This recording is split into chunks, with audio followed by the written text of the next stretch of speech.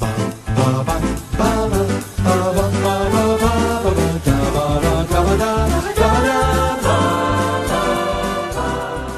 that the type of girl you're attracted to? I am so sorry for what your daddy passed down to you. But I wanted a child. I'm visiting my mother tomorrow. Do you ever wish that she was dead? What? Beau? Are you on your way? I'm on my way. It's not safe, is it? I sincerely doubt that. I'm sure you'll do the right thing, sweetheart.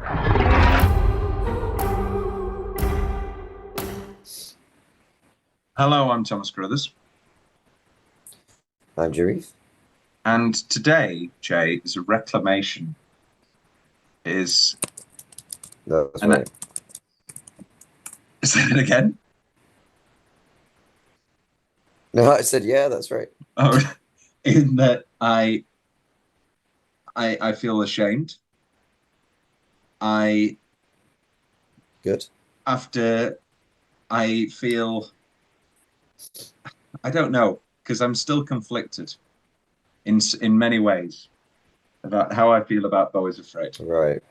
However, when it came to this 2023 Spotlight series, and it came to deciding what films to do and deciding what films I wanted to rewatch before my ranking, BEAU is Afraid stuck in my craw.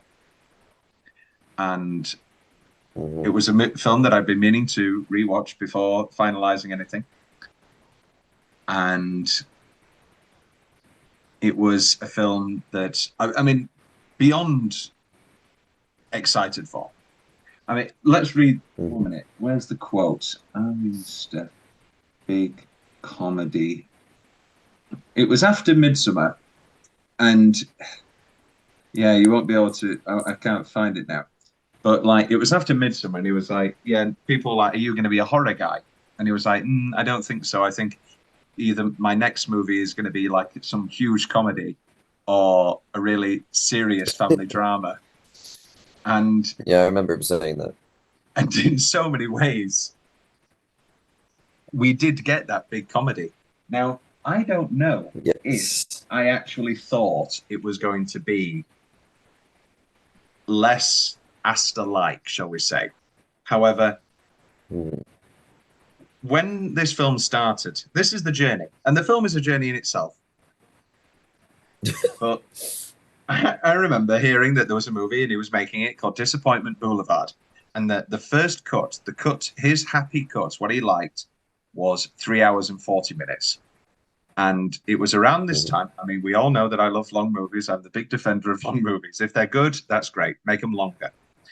And it was around this time that I had recently rewatched the Midsummer director's cut, which I think is great. And every scene in that is wonderful, and it makes me, happy that we have that version.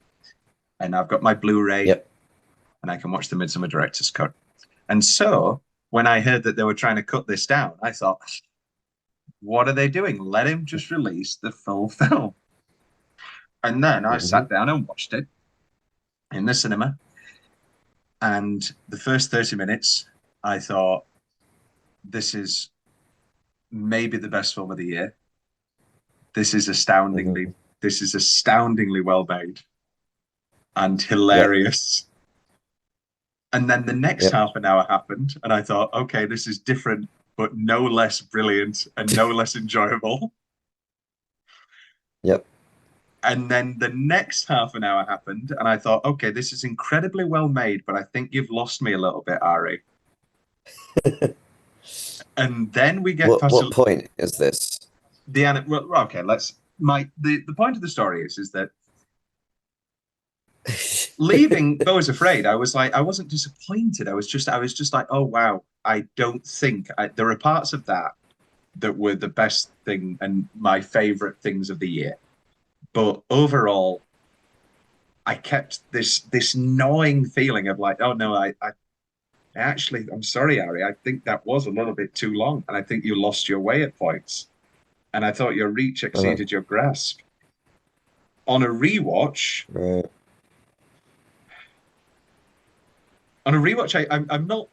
I'm still kind of in the same ballpark of, oh no, this is one of the best. This is probably one of the best made films of the year.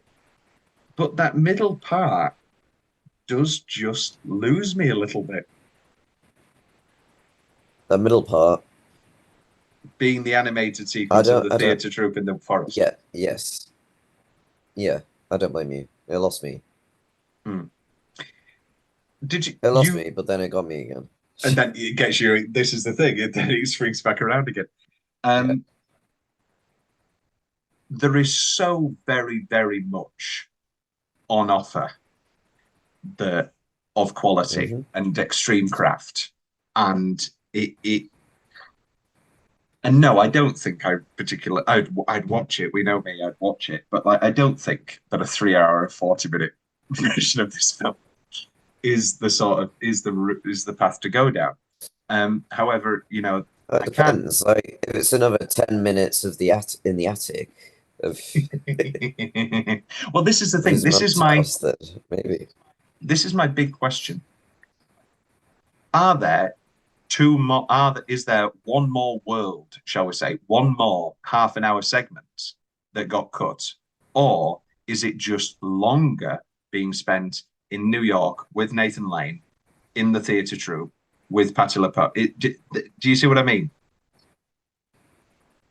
Yeah, I get what you mean. Because I wasn't there.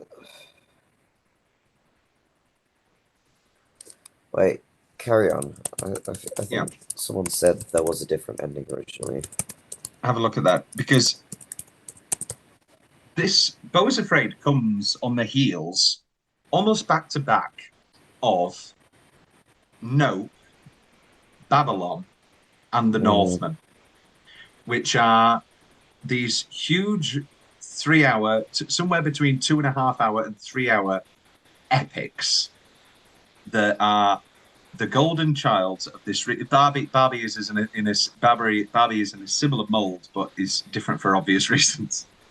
But like, you've got Jordan Peele, who's so promising after Get Out and Us, and they give him all the money in the world, and he makes Nope, which is a movie that I loved and thought was excellent, and for some reason some people didn't like, and that's fine.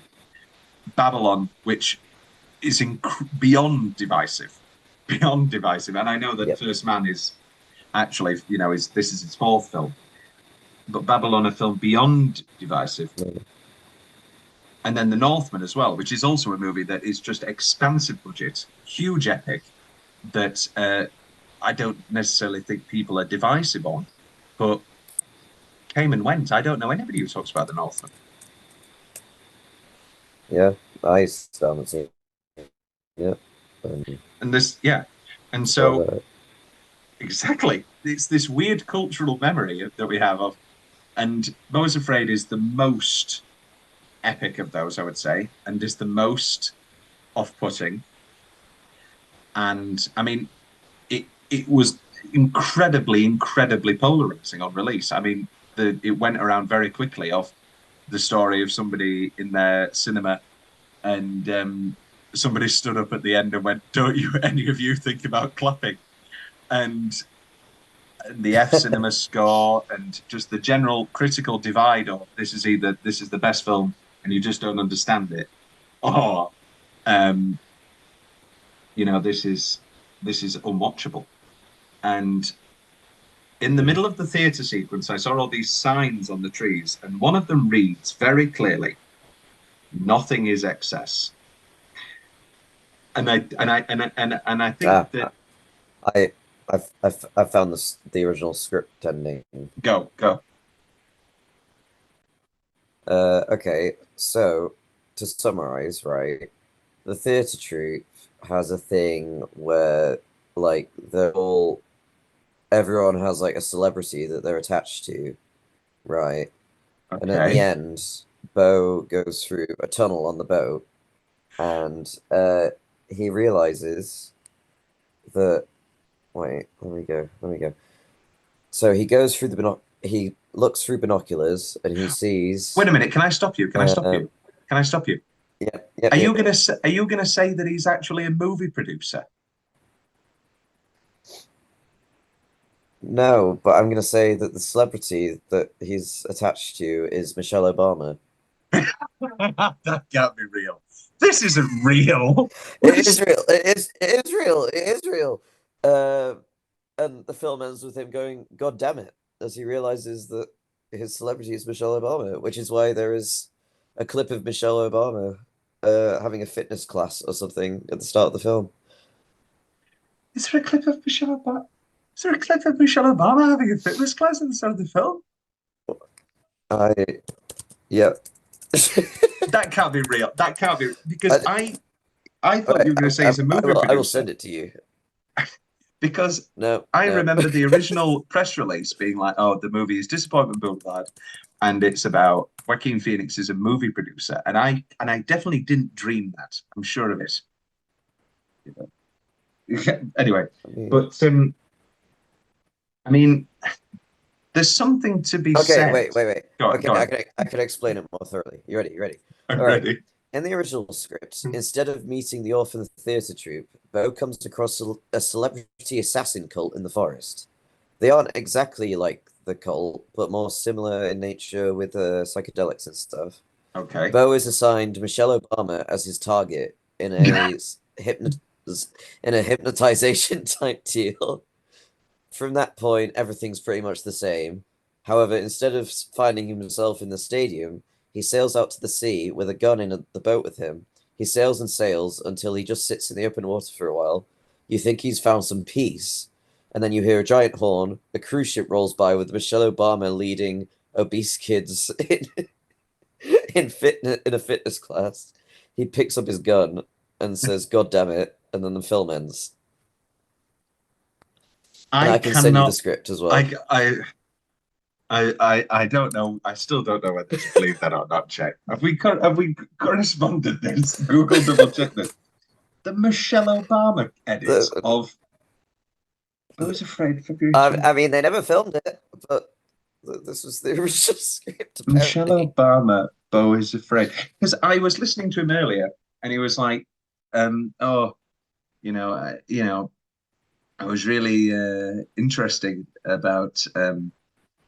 There was a lot of stuff that I had to cut from the script. If this was what he's talking about, oh my God. Yeah, I don't know. Imagine. Anyway, back to the topic. Do you like BEAU is Afraid, Jay? Oh, I absolutely adored it. Yeah, the question that I know the answer to. I'm an Ari Aster believer. I am too. Although it's my second favorite. It's my second favorite of his three. Okay, behind. So it goes Hereditary. Yeah. No, it doesn't. Other way around. It goes Midsummer. Yeah. Hereditary. Then BEAU's. No, fuck me. Right, it goes Midsummer. BEAU is Afraid. Hereditary. There you go. Am I the same? I think I'm the same. But this is the thing. If BEAU is Afraid, and I'm not being rude at all, and I always say the same thing, which is if a movie's good, why not make it longer? If this movie cut out the forest stuff and he ran straight to his mother's house, and this was like a 2-hour film, I don't know. I think it could be. I think it might. I don't know if they maybe cut out a little bit of the beautiful. Yeah, probably same. If they cut a little bit out of the beautiful animated bit, but still kept him going to meeting a theatre troupe in the woods. The guy recognizes him, but then the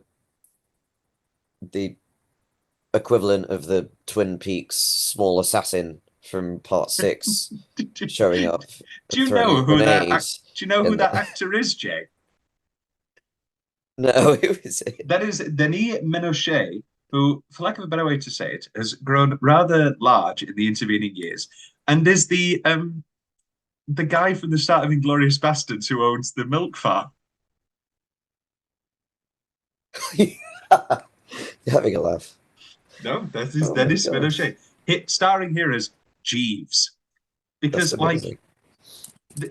like this, those if you cut out the middle, it is literally beyond beats Midsummer, Hereditary. It's so weird. It's so incredibly in our zone of things we love, and we talk about Lynch all the time, obviously. Yeah. But like this, for me, I'll drop it now. Like the pink paint must be a literal image, a literal homage to Mulholland Drive. Like that So much vivid. happened in this film that so much happened that I was walking home from work yesterday, and I remembered that the paint scene had happened, which like Yes. I'd forgotten about it. And I was walking home from work, and I was like, "Wait, there was a scene where someone just drank paint." I'm asking you to fucking drink this paint with me.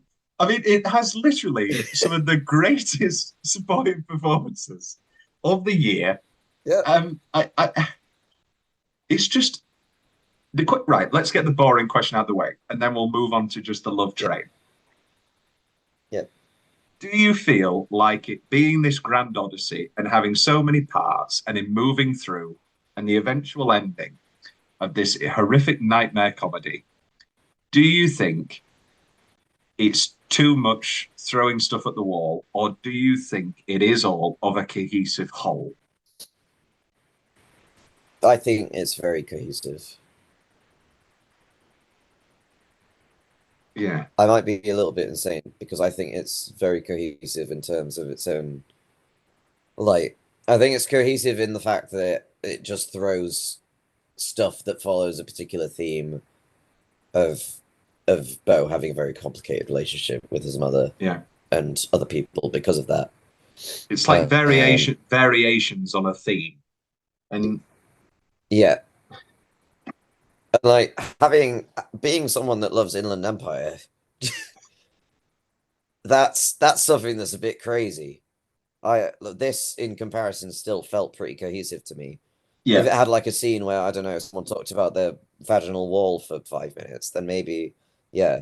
But I don't think that would be out of place here, would it? true, actually, it wouldn't have been. That probably would have fit this more than Yeah. Inland Empire.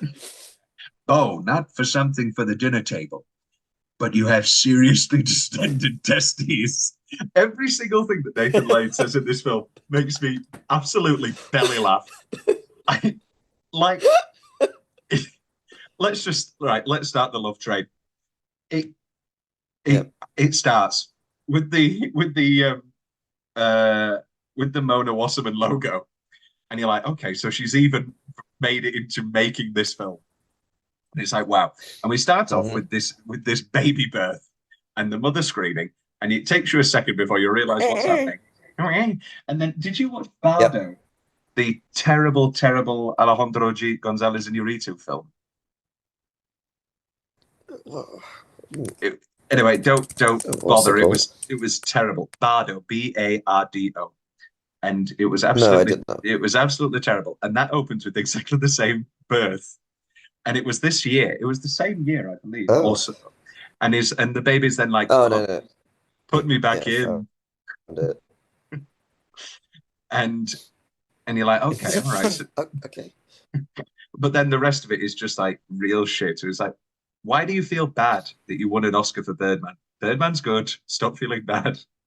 Anyway, but so then we get into the therapy with the wonderful Stephen McKinley Henderson, and he starts off, and it's I always talk about movies telling you what kind of humor you've got to be in for, and there's a few key moments in this first therapy meeting where you sort of, if you're listening and you're on for the ride, then you click into the humor, which is, do you ever feel guilty? No. And then you're writing down guilty, underlining it. Guilty. Yeah. And then, do you ever wish you was dead? No. Let's talk about Joaquin. You want to talk about actors just so giving their absolute all. What a man. It's just like, I got stabbed. Completely, I got stabbed. completely sells everything. I do find something incredibly, I much the same about Margot Robbie in like Barbie and Babylon, of just like Yeah, actors as not undermining the great acting that they're doing, but just like actors as like I'm yours, and it's very similar to Cruise and yep, Kidman with Eyes Wide Shut, of just like these actors yep. giving over to auteurs and I'll fucking do anything you want. Mia Goth, I mean, in Pearl, X, and Yeah, Infinity true, Pool. true, true, true. Have you watched Infinity Yeah, Pool and yet, probably Jake? Max. No, I Oh, have it's not. I've seen fucking great. Pearl and X though. And Maxine, come on, Yeah, Maxine. yeah. Now that I'm she's excited for Maxine. what did the extra say she did? She kicked somebody in the head. That she kicked him across the face and then went in the bathroom and said, "How dare you tell on me?" Hmm. I could be wrong, but I don't think that sounds Yeah. completely true. Yes, Yeah, me too. if that was true, then she wouldn't still be shooting Frankenstein with Guillermo del Toro. Yeah, true. How are we getting two Frankenstein movies? I don't know. It's like when we got two Pinocchio films. We're always getting a goddamn Pinocchio movie. Yeah, and it's Guillermo again. Yeah. Do you think he just looks at like, what are people doing? I want to make a far better version. Yep, definitely. And then yes, sorry, and then we get this incredible shot, and we get this weird sort of soft Hawaiian elevator music. Da, da, da, da, da, da, da. And it's just Bo walking home, and it's us being dived straight first into the world of Beau is Afraid, which is guns being sold on the street, is a little boy playing with a boat that obviously mirrors the ending, and his mother grabbing him and going, "Come here," and then Archie Madekwe from Saltburn, surprise cameo, being like, "He's gonna fucking jump. We're just shooting him." You're like, "The hell is going on?" And then he gets to his flat, and there's one of this guy covered in tattoos. He just races him to the door. And then there is so. I was listening to an Ari Aster interview, and he was saying about how he saw the first half an hour as just like a gag machine. And I know that that's incredibly hard to maintain for 2 hours. But if he managed to maintain it for 2 hours, this would be my favorite film ever. Like that first half an hour is so fucking incredible. And then even the next half an hour, I also love. It's well, anyway, yes. Good home, and then we get this. He's doing a microwave meal that combines Irish and Hawaiian cuisine. Every single moment is an incredible sight gag. You know, the birthday boy stab man. Do you have a specific on the news? Do you have a specific favorite sight gag from this original? I don't know. There's what just from up to there. I guess from the first, like, including the next bit of this section. No, we can do like just New York. Anything from the half-hour New York segment. Well, I mean, there's him getting in the bath and then looking up, but there's a man on top.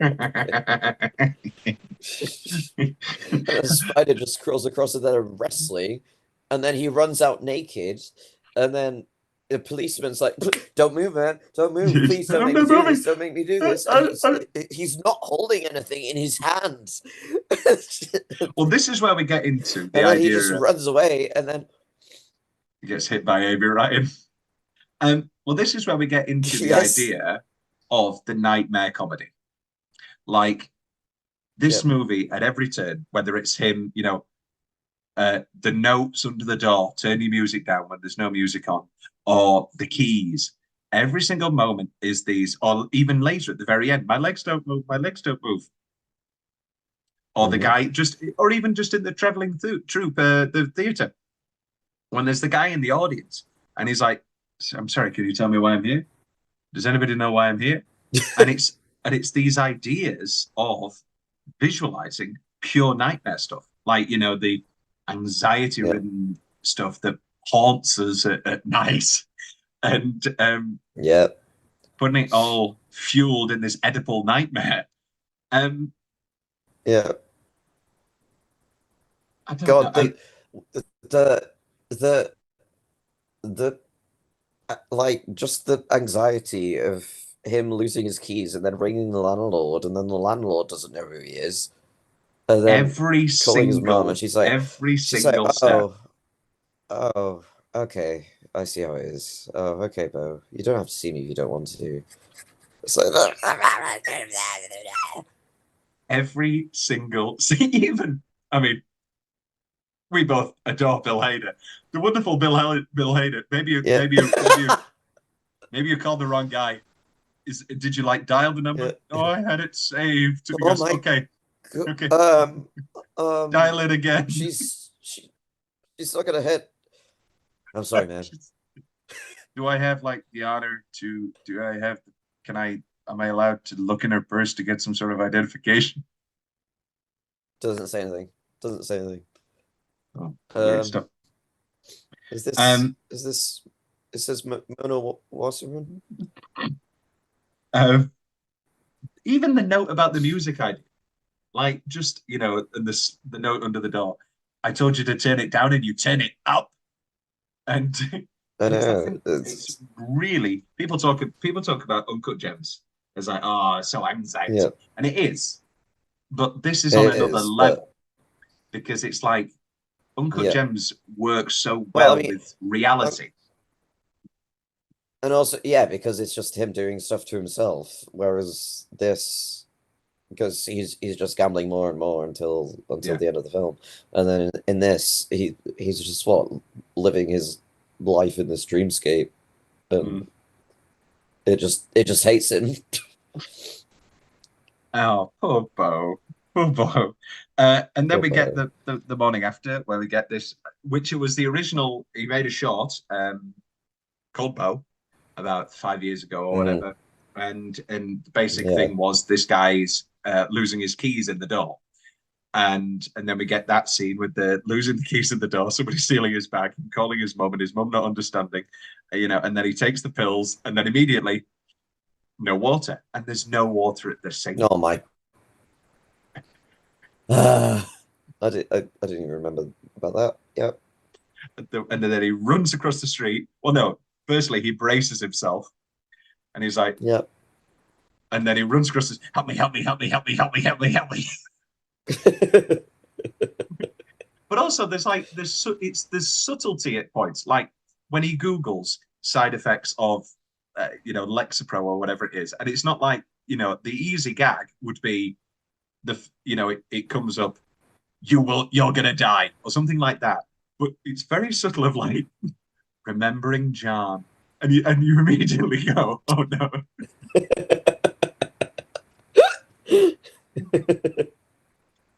and then he runs over, and again, card declined. Another nightmare. Like, this is something that I literally had a panic attack in Times Square.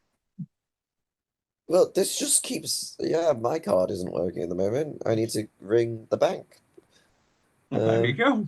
This was pretty relatable. Yeah. And then he's waiting, and it's waiting, and it's building, and it's building, and it's building, and it's building, and the people are coming into his house. The people are filling up the street. The people are coming into his house, and then the door shuts behind him, and he has to sleep on the scaffolding. And like you say, when he comes over the morning after, you know, there's somebody on the roof as he gets in the back. Oh no! Firstly, he finds his computer screen with a shoe in it. Such incredible visual comedy, and obviously this isn't, you know, an all-out, full-blown. Well, no, it is for you know, people with taste like me and you, Jake, where we understand that this is Yeah. full-blown comedy. But for most people, they will be incredibly alienated by this, not enjoy it, not finish it, and and so, but the incredible nature of his visual storytelling of horror now being so incredibly well translated to the worlds of comedy. I mean, it's something unto itself. I mean, it's. I mean, it's like the first scene in Midsummer where you just hear the screaming, and that's uncomfortable and horrible. And then it's that for like half an hour, but yeah, it's just the characters feeling useless, and then the audience feels like useless. It's like, it's truly brilliant work, and then and his mother just hasn't just died.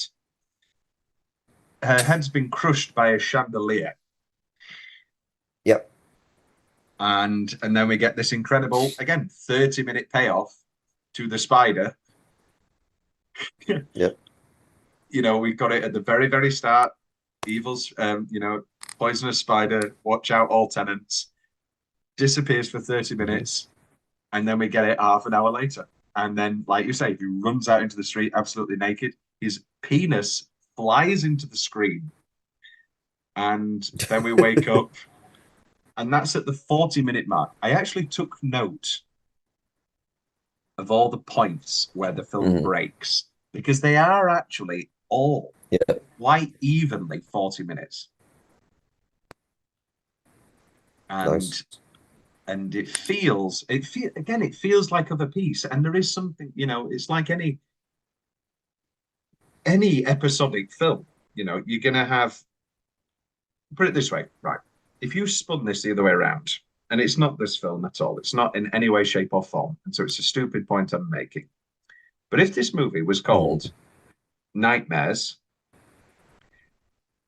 and every single episode was a different actor or something and a different character, and it was a series of short, and it was an episodic film, and the whole conceit was every half hour is somebody else's nightmare, I think people would have a better reaction, and the people would be saying stuff like, "Oh well, I didn't really care for the Colin Farrell bit in the forest or whatever. I didn't really care for that." But I know that's bit where Hugh Grant sees a giant penis in his attic. Yeah, that would be. You know, the new Yorgos Lanthimos movie is apparently an episodic film. Well, Poor Things, or no, not Poor Things. No. Poor Things is fine. Okay, all right.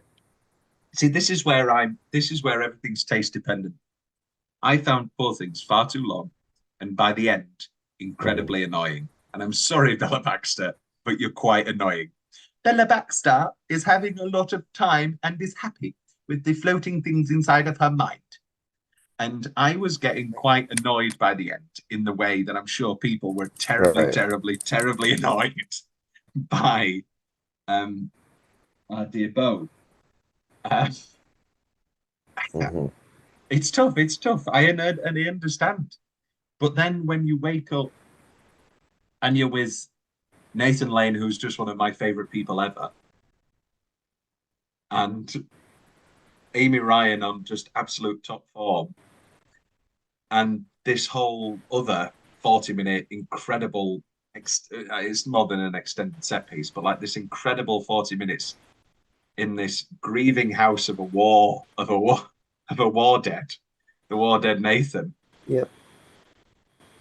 Do you have, if we were to break it up and did New York, Nathan's house, the theatre troupe, Parker Posey coming home and Parker Posey scene extended, and then finally the mother and the father, shall we call it? What is your top block? Okay.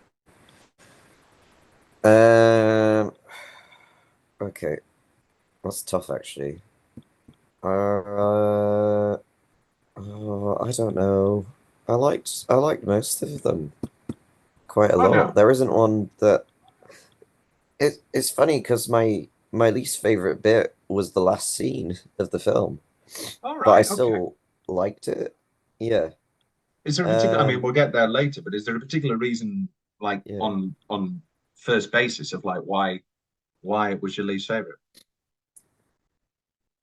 I think it's because I was so invested in the cock monster father, and then he was on a boat, and then his dad, no, his mum was fine again and saying Yeah. things against him, and I don't know. I think because I'd already established, like, okay, this is the plot now. There's a giant penis monster, and that is where he comes from.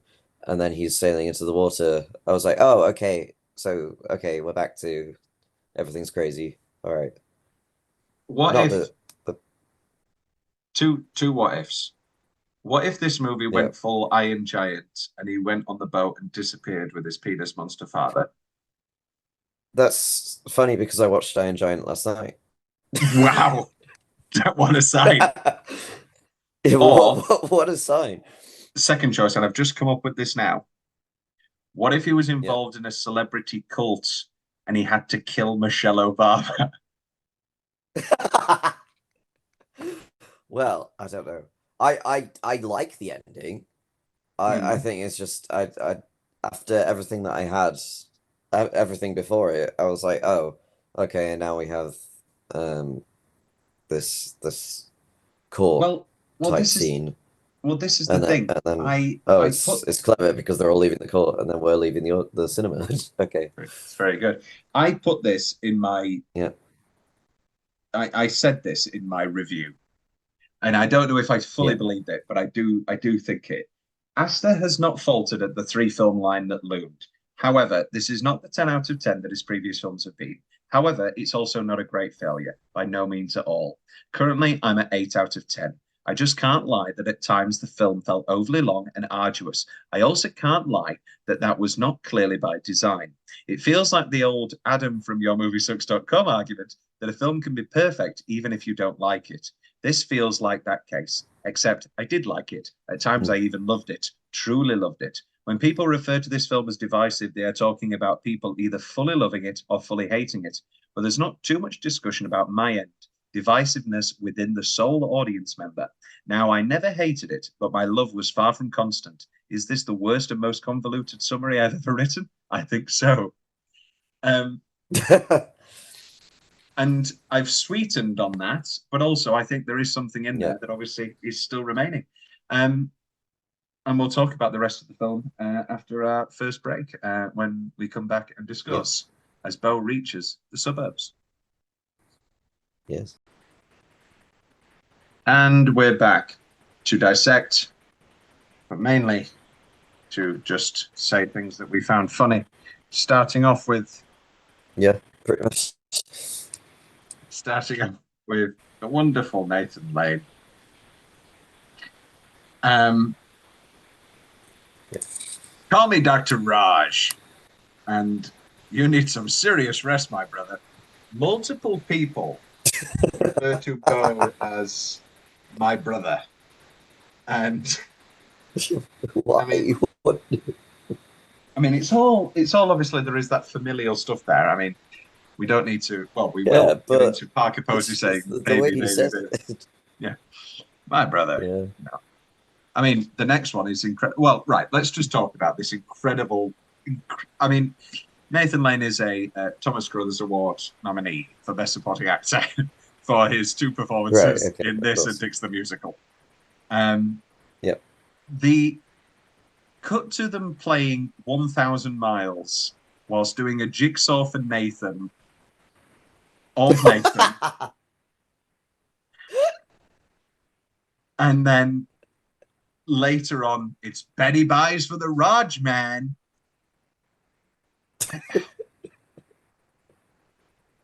Are there times when this feels a little bit like I know we said it feels cohesive, and it does.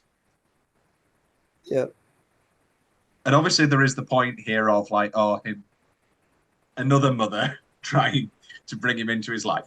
But does it at times feel like Ari Aster, who we know started in short films, had a few short film ideas and maybe kind of forced them into this odyssey? Maybe, but I don't care. That's the correct answer, Jay. Yep. And that's like maybe David Lynch wanted to make a mini Hitman short film in Mulholland Drive. this is true. And I don't care. I will go with it. Because we get the wonderful Amy Ryan as this Grace character who is like very clearly trying to bring BEAU into the fold as to fill in the hole of her son. You know, giving him the although end he's goal. incriminating himself. Yes, stop incriminating yourself. Channel 78. So this is another thing, and we hit this sort of problem when it came to Eyes Wide Shut, and all of the Lynch episodes. Yeah. Of like, it gets to that point of questioning the film. Yeah. And is it a completely fruitless endeavor? Like, should we be having a 5-minute conversation about whether or not Roger and Grace are involved in the overall Mona plot, and Grace doesn't agree with it and is trying to break BEAU out, or is it just, you know, is it just part of it? Yeah. I don't know. This is the thing, isn't it? Yeah, I know. Let's talk about the incredible Kylie Rogers, who shows up to drink paint and be an absolute bitch and is absolutely astounding. I came here to drink paint, be a bitch. And then fuck off. And of course, as we've already mentioned, the wonderful Denis Menochet Die. as Jeeves. Yeah. I think this might be my favorite stretch. Okay, fair enough. And I know that as a devout Patti LuPone Can we wait? Go on. Actually, no. Finish this. Yes. I was just going to say that as a devout we'll Patti LuPone fan, I know that might be blasphemy to say that I prefer the scenes where she's not there, but I do love this 40-minute stretch so very. I mean, I do love Nathan Lane, so it is like the Battle of the Broadway Legends. It's funny because it got to this section as well, though. It got to this section, and I thought, oh, this is going to be the main plot of the film now. Yeah.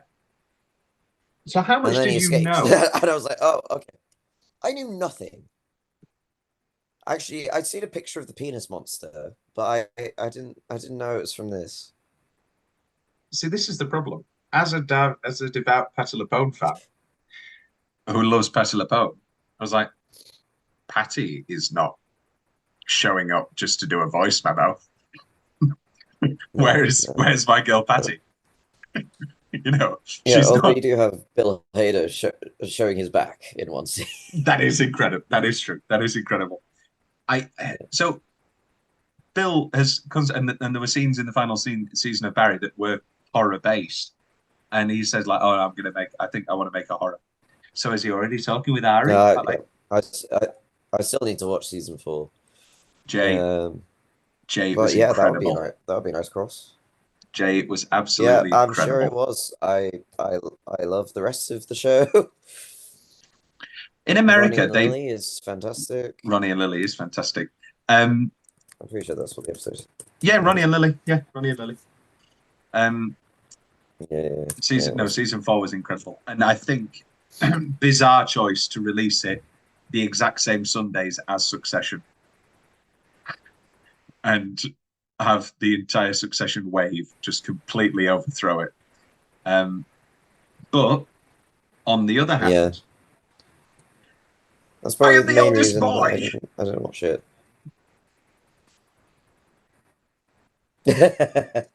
Yep.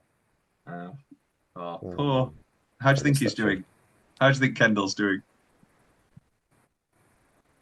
I don't know. I'm sure the bodyguard's probably watching him around the edge of skyscrapers at the moment. Oh, poor Kenny. Okay, so then incredible moment. I had to go to the toilet because I was doing 3 movies in a Okay. row when I first watched this. And Yeah. I missed the moment where he completely throws up on the computer screen the minute that he sees Parker Posey. And so this morning, again, just absolute belly laughing. You know, Did you come back in time for her to say that he threw up on I her came back in time for them computer? to going into the car and like, who is he? I was like, Okay. he just fucking threw up on my computer, and them feeding him some mixture of crack and weed and that's Yeah. but that's another like nightmare situation, What's in isn't this? What's in this? it? You could say like it's not a very That oh go on. this wasn't my favorite scene. No, didn't work Them for in the you. car wasn't my favorite scene in the film. No, not No, really. it's not mine. I just love It, Nathan Lane. yeah. However, it does Oh no, lead us into I mean them in the oh car, them in the them in the car. car. Yeah. So Yeah. this No, does no, lead no. us. The rest, I don't. This leads us beautifully into the first flashbacks of the cruise. And Yeah.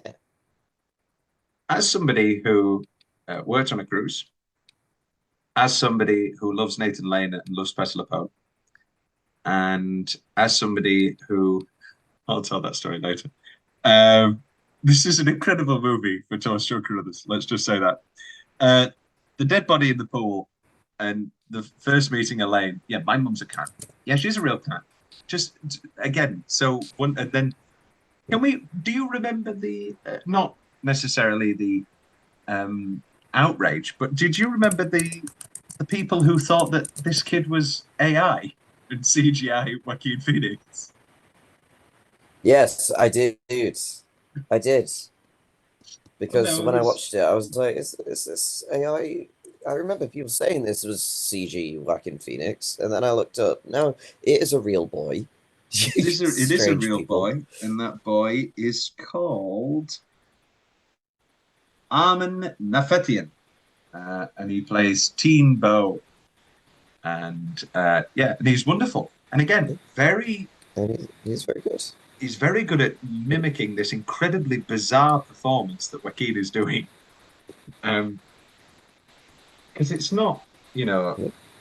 a very simple thing to get in the right register, but he manages to do it. And then we get the family on the matching PJs and Jeeves in the middle of the night. And then we get this incredible pink paint sequence that ends in Amy Ryan. What did you do to her? And he runs Yep. straight through a plate glass window. Okay, this is what I was gonna bring up earlier. But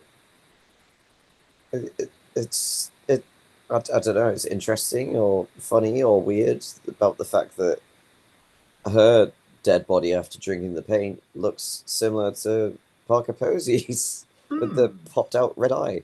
Yeah, Yes. I guess you could see.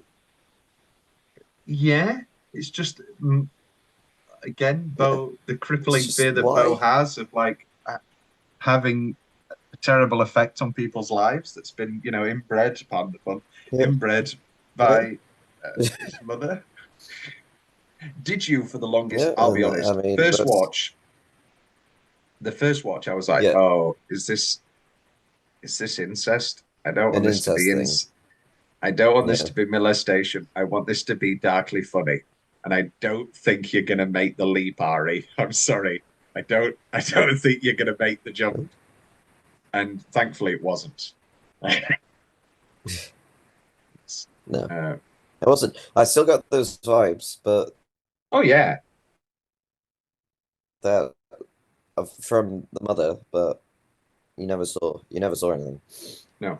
And then we get, as we've already talked about, this sequence where we head into the middle of the woods, and Jeeves is sent to tear him apart, and he travels into the middle of the woods, and then we get this genuinely incredible,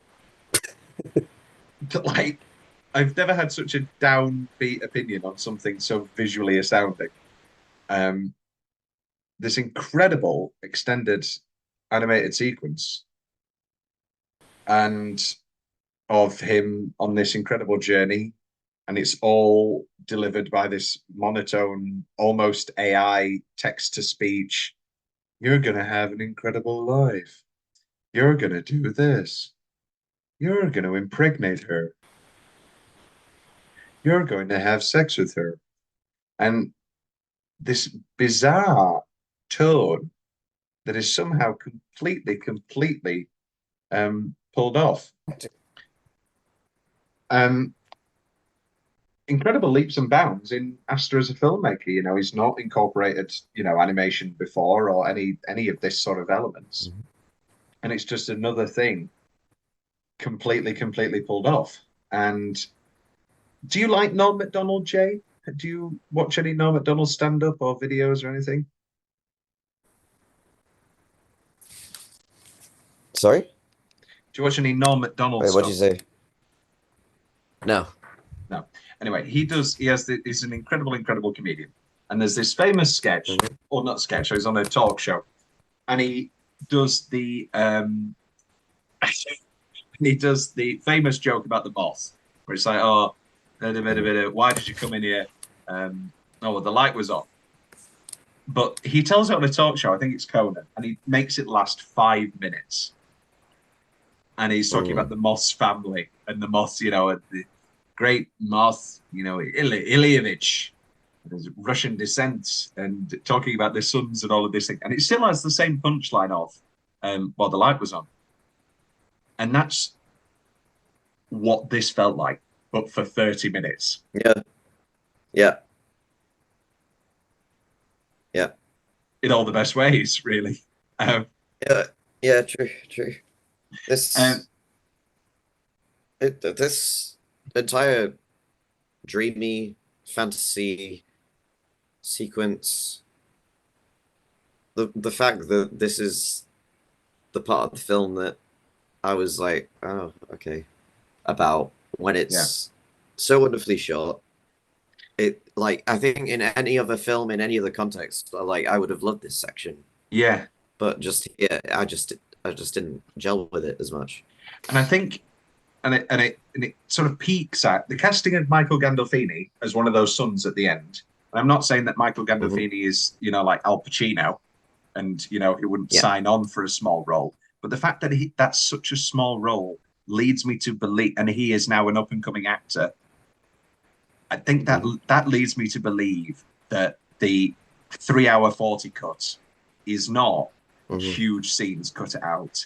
It's not more of the same, but you know what I mean. It's like everything but longer. Yeah, probably. But, and I'll be completely honest. So I near the end. So when we get this, then we get this haunting image of Zoe Lister-Jones as younger Patti LuPone, younger Mona, and the lights going over her face over and over again. And it's so incredibly hypnotic. And I've had a very, very busy day. I woke up very early and I went to the gym for 3 hours. And I was sat there watching it and I fell asleep. It's so incredibly hypnotic and it is. I fell subduing. asleep and had to rewind. And then what woke me up? No, screaming, guns, explosions, these huge explosions, the arrival of Jeeves. Yes. And it makes one, I have no choice but to believe that it's completely by design. Like and yes, it is. It probably is. 100%. And whether the Jeeves explosion is this punchline after 20 minutes or not, it's not too dissimilar from, you know, everything else that we've just had of like these 40-minute build-ups to these punchlines, and that either works for you or it doesn't. I mean, yeah. He's very good at hypnotic stuff like that, to the point where, like, it wouldn't shock me. Like, you have all the faces in the trees in Midsummer and stuff like that. Like, And yeah, he knows what he's doing. and then we come to Parker Posey, and this is where I admit that Gorgeous woman. a very beautiful woman, Parker Posey, and this is where I admit a true story, Jay, that in 2019, I was making love with a woman, and she told me that she liked a song. It wasn't Mariah Carey, Always Be My Baby. It was something called Motivation. And and every time it finished, she would then Oh no. Okay, yeah, I know. start the song again. This is going. Oh, for She would fuck's sake. start the song again. And subtle brag. She went to skip it back about 3 or 4 times because I don't know. I'll just drop that in there. Until it got to a point where I literally just grabbed the phone and double pressed it to put it on loop because she clearly had no idea what Spotify loop was. Anyway, and so when this scene happened, I don't know whether Ari has to like sits on my therapy sessions or but He definitely does. He definitely does. Oh, he's in there. He sees us all. He sees us all. And he does. He does. Did you ever hear the Ari Aster interview where he was talking about how of all of his characters, he relates most with Florence Pugh in Midsommar, and that like that was his reaction to that writing that film was a reaction to a terrible breakup that he'd had. This man is so funny. He's really. This is the thing. This is the big thing. He's so fucking self-defacing. And so, like, every interview, like, I was listening to The Big Picture and Sean Fennessy was saying, like, do you see this as some, it was a good question. I can't remember it. But Ari Aster's answer was something like, well, yeah, no, I do see it as an Odyssey, but, like, every time I say that it's influenced by the Odyssey, I want to throw up. And I think he's so self-defacing. And there was the interview where he was saying about how, it's not a subtle movie. The dad's a cop. It's not a subtle movie, And I mean, yeah, have you seen the clip of Martin Scorsese? I was just going to bring up Martin. Yeah, I was just going to bring up Martin. Yeah. Like Marty doesn't have to do this anymore. It's lovely. He is literally. He doesn't. He was busy editing or making Killers of the Flower Moon. Like, he doesn't have to spend his time. But, like, if you look at Ari, you look at Bradley Cooper, and you look at Joanna Hawke.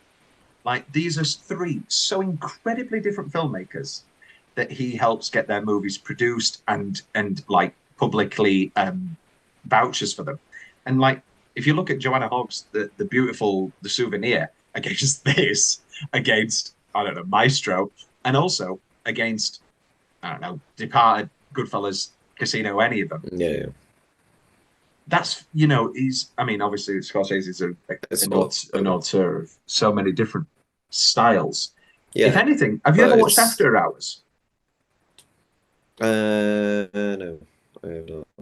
Very, very good 80s Scorsese, like, nightmare comedy that completely flopped. But BEAU is Afraid has an awful lot of DNA with it, of just like, especially that first 30 minutes, of just like everything going wrong. A lot of keys and a lot of subways, like he doesn't have enough money, a lot of meeting interesting people, a lot of shared DNA.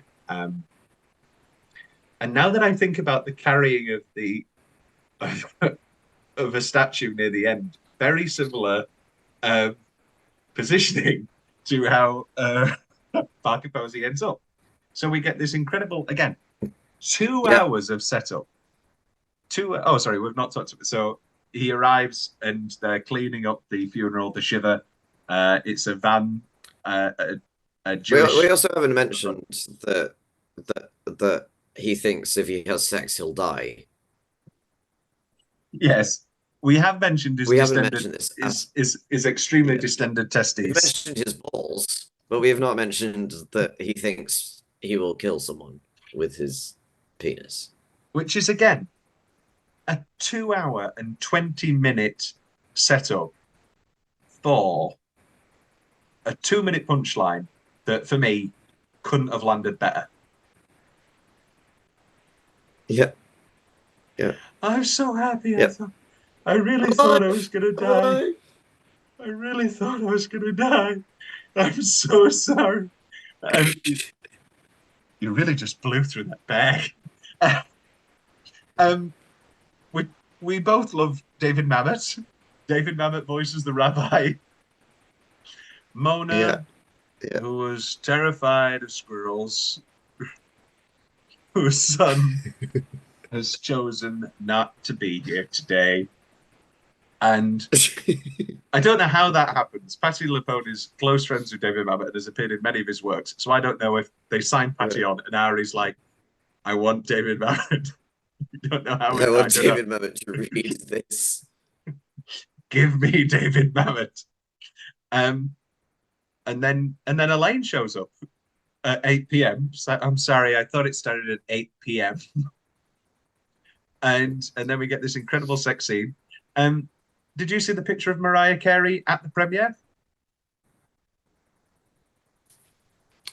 Maybe briefly. She's like holding hands with Ari. It's very funny that she was at the premiere.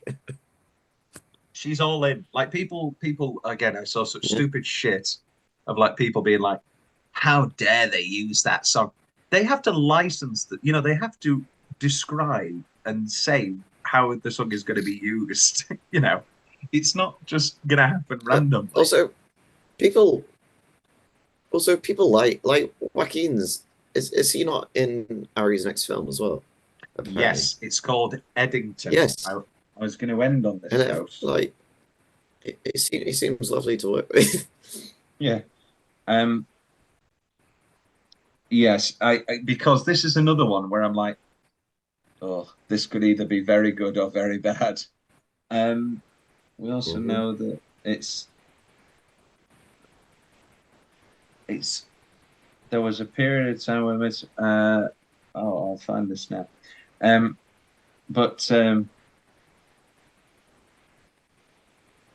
Yeah. Oh, sorry. So allegedly, we've got it's got Emma Stone, Joaquin, Candice Bergen, Pedro Pascal, and Christopher Abbott, and it's described as a horror western with touches of dark humor. And am I making this up? I'm pretty sure there was something that said, yes, this is the official synopsis. A couple, Lindsay and Mark, drive through New Mexico on their way to Los Angeles during the COVID-19 pandemic. The couple runs out of gas on the outskirts of a small copper mining town. So it's like, right, okay, so we're doing COVID. Okay. Interesting. Interesting. Again, could be the best film ever. I really am all. I will give full faith. Speaking of full faith,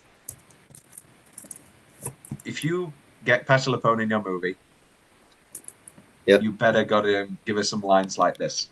You think a mother could even help but see through her son's blatant lies and falsehoods and endless schemes? You think this is any different from the time you gave me the exact same CD for my birthday that you gave me the year before, and which you also gave your fucking high school counselor? I love this stretch of dialogue, and up to the court bit where it's just like the most minor things that everyone has done stuff like this. Well, this is the nightmare, or when you bought me that kitchen set the very week I publicly swore off cooking.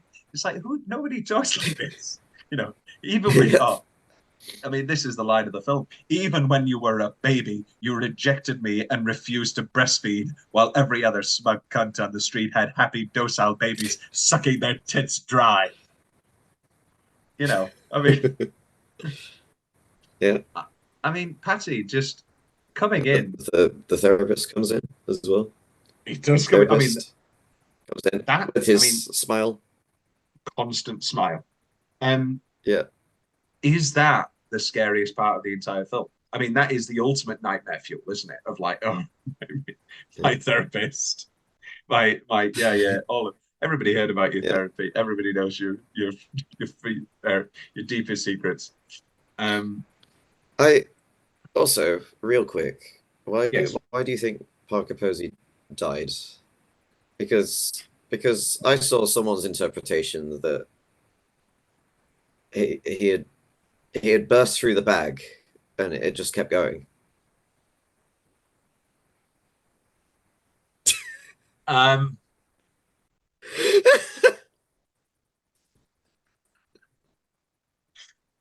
I mean, we've all seen Scary Movie, Jay. And we've also seen the size of his distended testes.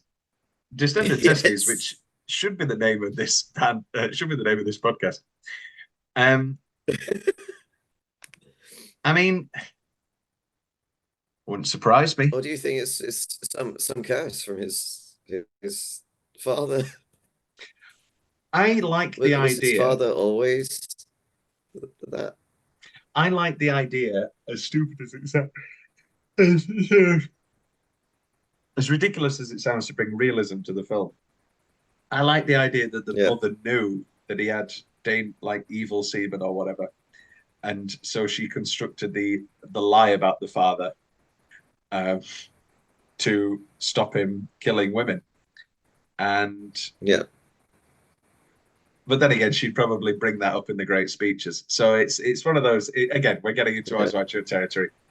And then we get this. So 2 years ago, when we were at Christopher Court, Criterion Collection released a beautiful release of Albert Brooks's hilarious film and very beautiful film, Defending Your Life, which is a very, very good movie where it's Albert Brooks and it's a comedy and he is in some sort of heaven and he has to be shown previous clips of his life and defend his life. And this is whether he moves on to the next realm or is reincarnated to try and have a better life. And it's very funny. And there's all of these scenes which are presented as him watching footage.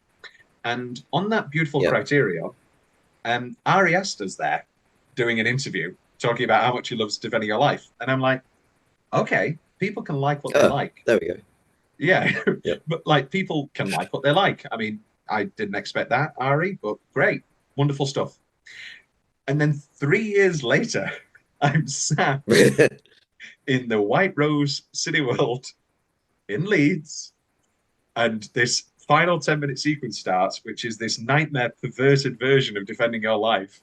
And I'm just like, talk about playing the long game. I mean, I immediately got home. I immediately got home, got out my Criterion, and watched that special feature again.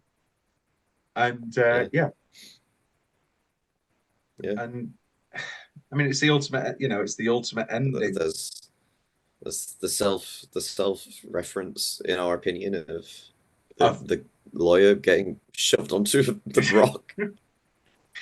My client, the wonderful Richard Kind. I mean, again, I love this era, especially A24 of the A24 podcast had Faisal Lepone and Nathan Lane on, and they were both, you know, Nathan Lane's obviously in this and Dix the Musical, and they were both talking about how, give me loads of more weird little roles, I'll do them all. And I was like, this is all I've ever wanted. This is all I've ever wanted, including the wonderful Richard Kind. That's great. And he comes in, his mother, who never once denied him anything, you know, this incredible lawyer spiel. And the defense is so bad that he gets thrown onto a fucking rock, Midsummer style. And also brings up the homeless thing, the homeless man. Yes. Because it's like, oh, he always cares about animals, donates to things, but then when it comes to a real homeless person, this is what he does, and then it shows you the start of the film. Incredible. So that all builds member of his own species. Yeah, and then the boat explodes, flips over, and then we get this shot, like you say, that mirrors us in the cinema, and you've got a few people sitting there probably going, what the fuck? And then we watch and it's a sort of dance between us and the cinema great. goers. I love stuff like that. I know you don't watch anime, but the end of Evangelion has a similar thing. All right, yes. Which is a film where it has actual film footage of audiences leaving at one point. It's a very meta film. It's great. Should do a triple bill of this. I just like stuff like that. I mean, we go back to Gremlins 2. Yep, yes, we do. Everything comes back to Gremlins 2. That's true. Reading that plot description of Eddington again leads me to believe that it's going to be a similar vein to this, which I think I'm happy with. Me too. I'm glad he's not being sent to direct to jail. Well, I think, to be honest, there's someone else who that has been recently, it seems. Can't remember. I mean, Damien Chazelle. Yes, that's who I was about to. That's who I was thinking of. After Babylon, because he's written a musical that Matthew Vaughn is going to direct. Yeah. Argyle is right. Yes, this movie is long, and yes, this movie is weird, and yes, at certain points, I don't actually think he's successful on an overall level. But if I met the woman of my dreams and we got married, this is my Beau is Afraid. We got married, we have children, we live a happy life together in a village. I teach in my craft, podcasting. And then she says to me, did you ever watch that Argyle movie? Oh, that was so funny and so great. And I didn't see any of the twists coming. Oh, did you see that Beau is Afraid? God, that was terrible. I would have to divorce. Yeah, fair enough. Argyle was the worst movie. I've heard it's bad. I've heard it's bad. It's truly terrible, Jay. People at work saw it and they despised it. It was, you know what was more fun? Madame Web. Madame Web was actually enjoyable. Yeah, I saw your comments about it. Enjoying my time with Madame Web. I'm happy. This is not what I expected when he said, I want to make a big comedy next. But in many ways, that's naive of me, because I should have certainly expected a comedy in his style. Yes, so I'm so much happier with what we got than what it could have been. What if he just like made Meet the Parents, like just like an hour and 40, and it's like they've got to get to the wedding just in time. It was Meet the Parents, but it still has the giant penis father. Yeah, that would be incredible. Yeah. instead of fucking Robert De Niro Ben and Blythe Danner. Parents. It's Ben Stiller's parents and Dustin Hoffman and Barbara Streisand. If it was another Broadway legend, if it was Patti LuPone's Mona Wasserman, and she was just like, "Don't you ever come after my son. He is a devoted to your wife." Barbara. Any final thoughts, Jay, on the enigmatic, the enigma, the wonderful Beau is Afraid? This was fantastic. I thoroughly had the best time watching this. And yeah, at the moment it goes for real. Midsummer, Beau is Afraid, Hereditary for me. There we go. I think I'm the same. The same. I still like grind against the end of Hereditary. You are the demon boy, and you have been. Me too. Me too. That is my biggest problem with the film. But I also have the mental game of remembering that middle of the day, driving home from Liverpool. My sister went and bought a prom dress, so me and Dad watched Hereditary at the shopping mart. and him leaving that, and even with that final explanation, him going, "What were all that about?" So that is always at the back of my mind. Yeah. Watching, because I watched Midsummer when it came out in England, and then I watched the director's cut when I was in Philly, and I watched the director's cut with like a group of people. And I've said this before, the big difference to the director's cut is a lot more arguments that basically show how awful that boyfriend is. And so the ending is now good for her, you know, the meme of, you know, good for her and all that sort of thing. And I was with a group of people who were all going, yeah. and I was in, give me, I'm with you. I'm with you all the way, Florence. Burn me up and toast me alive. Well, wonderful stuff. That is BEAU is Afraid, and that was wonderful, Jay. And I mean, fun time. We might as well have Google alarms for each other, because I just know. It's like, oh, did you enjoy BEAU is Afraid? Yeah, of course I did. Of course I did. Wonderful stuff. Dabba dabba dabba da da ba ba ba ba ba ba ba ba ba